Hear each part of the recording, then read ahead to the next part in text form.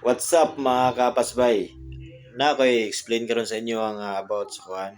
Ana mag-change oil kasi imong motor ba.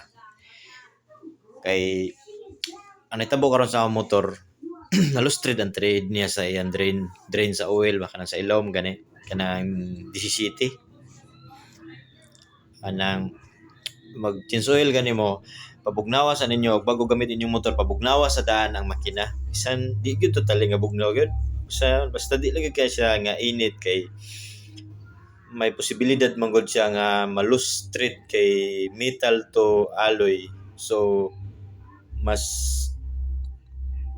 gub-on gud niya katong iyang thread nga giigo atong metal nga bolt.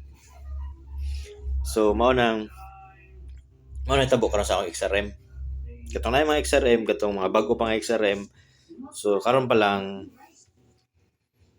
mao na akong tips sa inyo nga mag-change oil pabugnawon sa kadiyoto niya. Ayo gid niyo paghugtimayo kuno mo maghugot. Ayo gid niyo hugtimayo.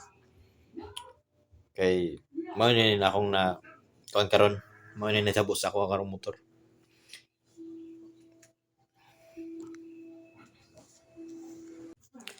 Mao ni nahitabo. Mao na ako na siya gi-DIY kana. Tanawa, di bang yang washer naglupad na. Ang sa tunga ana, kuana na siya kanang tiplon. Mao na akong gitemporary karon kanang wire unya kanang tiplon. Kanang wire mao na akong ilikit pirmiro sa ubos sa bolt. Nya paigbawan siya tiplon. Mao na mao sa na akong gi-DIY karon. Pero sa kadugayon maguba gyapon ng thread. So kinahanglan lang gid siya kung na may kwarta mas maayo nga inyo na lang ipa-oversize. Pero ug wala pa, mao lang sa ninyong buhata.